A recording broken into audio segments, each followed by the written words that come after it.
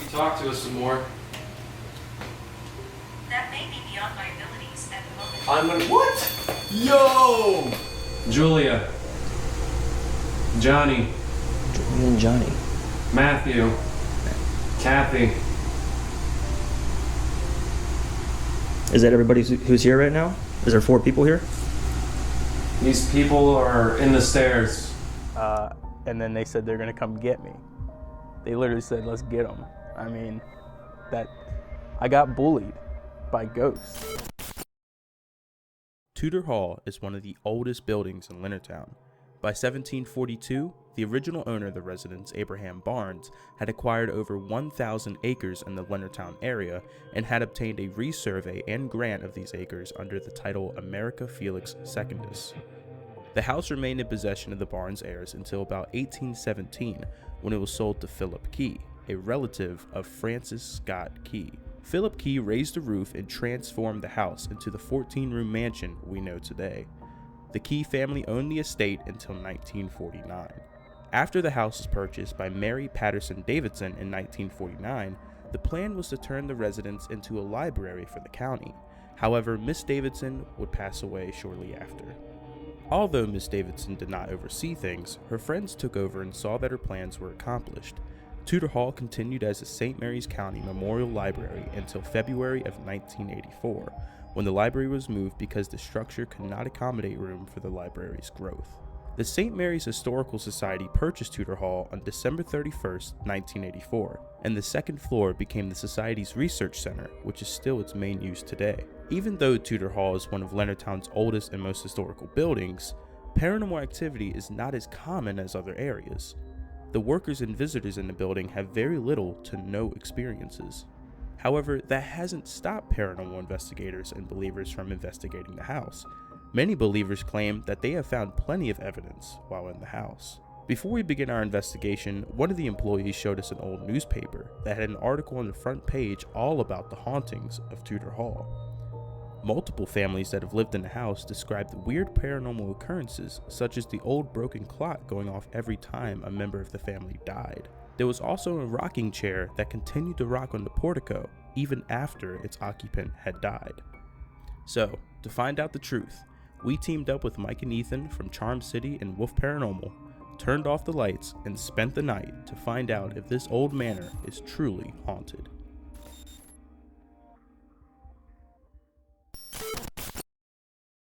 Hi, I'm Alex. I'm interning at the Bayonet. I'm a graphic designer and I also do audio. Honestly, I've never really done anything like it, and I've always been interested in it. I know people who have done it, and I've just never had the opportunity, so the idea of finally getting to be part of like a paranormal thing was really exciting. My name is Katie, and I'm a graphic designer for the Bayonet. I decided to be a part of the Bayonet ghost hunting team so I would have the opportunity to research and understand some of the history behind these ghost stories. I am JJ Atchison. I am a journalist at the Bayonet. I watched other people do it, and I was like, you know, it's probably going to be scary, but the experience will be pretty cool. So I was really excited for Tudor Hall. I had seen photos of it, and I'm just from talking to Katie about like the kind of place it was. 'Cause I know you guys got your little tour there. I was really excited to see it. I love old historic buildings, so just being able to walk around there and kind of have free reign to enjoy it and take it in this kind of environment was really exciting. Luckily for me and JJ, before we got to do our investigation, we actually got to take a tour of the whole place. So when I went on the initial tour with Katie, I definitely felt an eerie presence. And I guess walking in there, knowing that we're going to do an investigation of this place at some point, made me think differently. If I went in there not preparing for a ghost investigation, I might have had a different mindset. I probably would have. Peter, he's one of the directors there. He was awesome. He walked us through the whole building and showed us all the special and unique things about it. So going there, I was already really comfortable with the layout of the whole space, so that was definitely helpful. There's a device here in the middle of the floor with a red light. You touch the antenna, it'll make the device light up like that. It'll let us know you're here. Show the woman again, right behind me. Sharp movement there too. Can you come in here with us, please? I don't know what she said, but I just keep hearing a woman's chatter over there. It'll keep bouncing between there and that room. Every time we get closer over there, I hear it, and then when we start walking over there, I hear it. It's all over. Did you really. hear that? Yeah. That whistle? Yeah. There's somebody in there talking. It's not even a little bit anymore, it's a lot.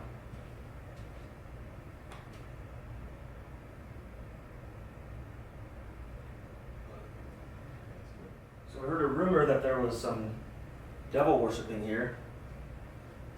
Is that true?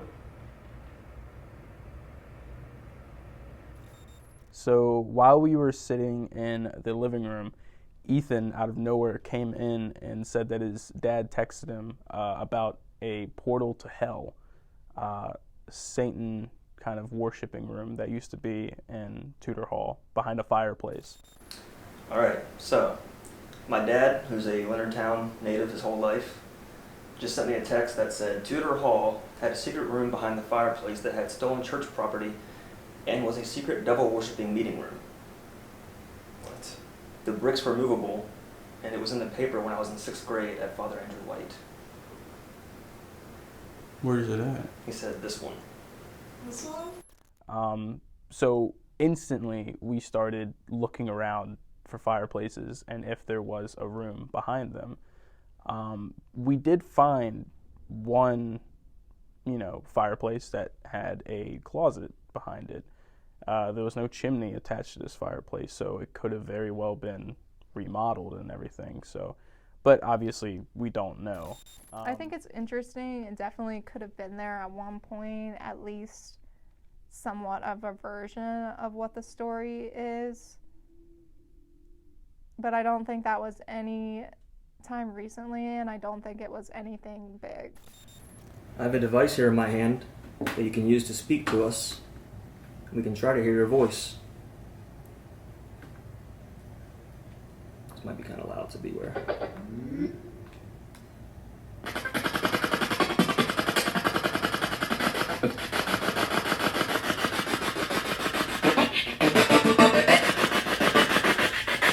Is anybody here?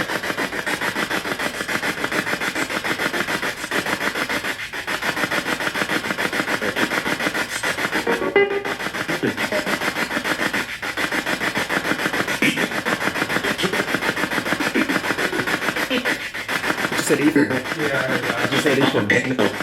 Okay, so you know who I am. Who are you?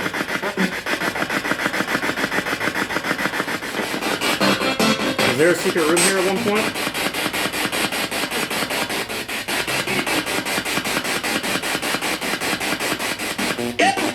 Yeah. I said yeah. I heard the Ethan though. Like when you heard it, no, I heard that. Well, I heard it twice. I heard it once. I wasn't sure if I heard it, but then it said it again. 100%. But right before you said that you thought that it said Ethan, I thought it said you. So it's like you, Ethan. Oh, really? Yeah.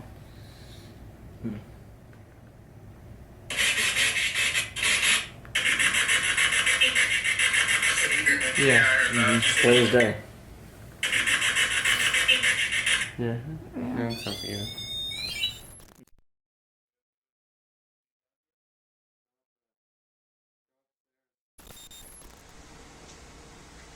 When you ask questions, try not to talk too loud so I can't hear you. Because normally we split up when we do this, so I can't hear you. Okay. But in this case, we're not, so. Can you hear me now? They're right there. They had the light. Less. Stairs. Yes. You hear them? Are you okay with us being down here? Go up there. You Go want us to upstairs. Well, we wanted to talk to you down here. America. America. Did you live here? Francis. Francis? You mean Francis got a key? Hey. Hey. What's your name? Oh, that sounded really weird. I would like Spirit. There's a portal here We did hear on the about- stairs. It was weird that during the Estes method they brought up the portal a lot and how it's upstairs. But again, I didn't have the headset on, so I don't know if that was exactly what was being said or if it was interpreted wrong. But Right there. Are you comfortable with some of us spending the night? Staying the night here? Ethan. Something is coming. Stay there. Ethan, Yes.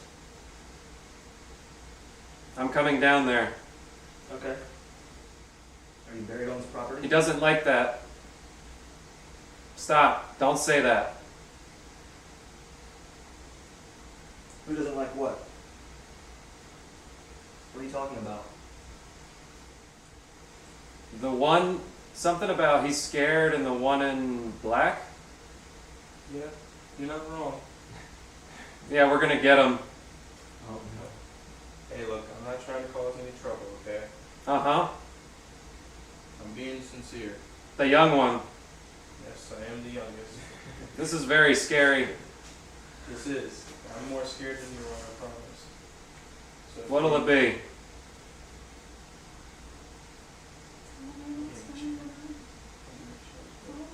I'm not spending the night. I'm not planning on staying here. I just wanted to join. Okay, I gotta stop. I'm getting like these like crazy visuals when I'm closing my eyes. I keep seeing like this white. I don't know. Like I don't know how to describe it. You know when you look at a light and then you close your eyes and you can still see the burn image of the light. Like stare at his light for a minute and then close your eyes and you'll see the square of light. So after Katie, Alex, and Ethan went upstairs, me and Mike were left alone in the living room. He had the idea of going down into the basement to do an Estes method. At first, it wasn't anything pertaining to me. It did still feel weird because like it was kind of answering or talking about, you know, the situation that was going on. But you know, I didn't feel targeted. But as soon as it started saying, you know, the young one, the one in black, the one in front of the stairs, I was the youngest one. I was wearing all black, and I was standing in front of the stairs. And then they said they're going to come get me. They literally said, let's get them. I mean, I got bullied by ghosts. I mean, what can I say? I feel like if all of the statements had been about me, I would have felt uncomfortable or at least a little bit on edge, so I totally understand your reaction to it. I think the Estes method is probably the coolest out of all the things that I experienced throughout the entire paranormal investigation, just because it's fun to let your imagination run and interpret different things that you think that you hear. That being said, I'm not sure. I feel like it is very easy to have a bunch of different people interpret different things that you hear in a different way. So if we had all been listening, who knows if we would have thought that it was talking to you. There's really no way of knowing, and that's part of the fun of it.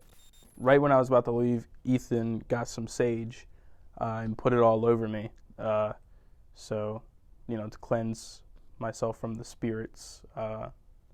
So basically, I ended up going home smelling really funny and talking about how ghosts bullied me out of the old house. So that's how that conversation went.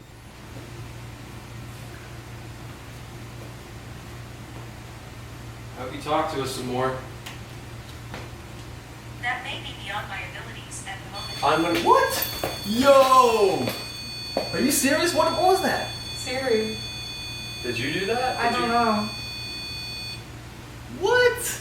I mean, I recently turned Siri on because I got a new car and you have to have it on for CarPlay. So I will randomly keep hitting it, but that was weird. That was super weird. That Because was I think, timing. like, how do you and then that even? went off right afterwards.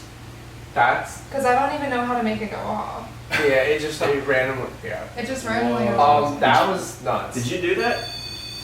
Dude. And it's the purple one too. Yeah.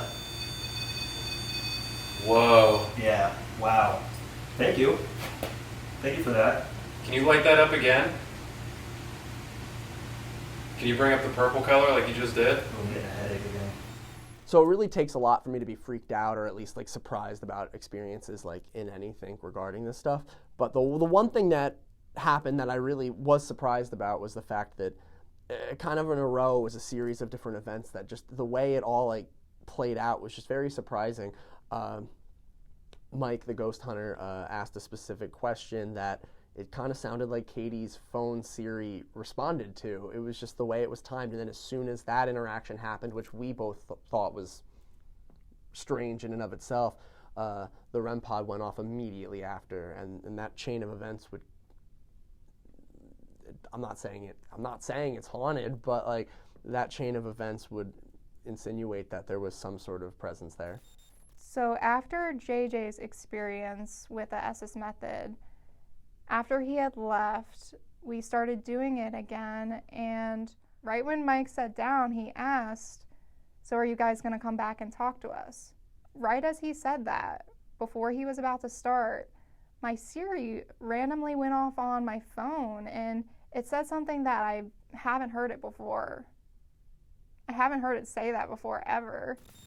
It is 1 o'clock and we are going to stay overnight. How do you feel about that? Just hope this sprocket doesn't jump on me. There were sprockets in the basement. I'm not gonna lie, I was really upset that everyone left and me and Alex were stuck there. I wanted it to be like one giant slumber party, a ghost hunting slumber party where we were all just kind of like sleeping in one room waiting for the ghosts to pop out and like scare us. But no, it was just me and Alex. We slept in a sleeping bag in the middle of the living room floor, but nothing happened. At first I was really afraid to fall asleep. Remember, I kept being like, I'm so scared, I can't shut my eyes.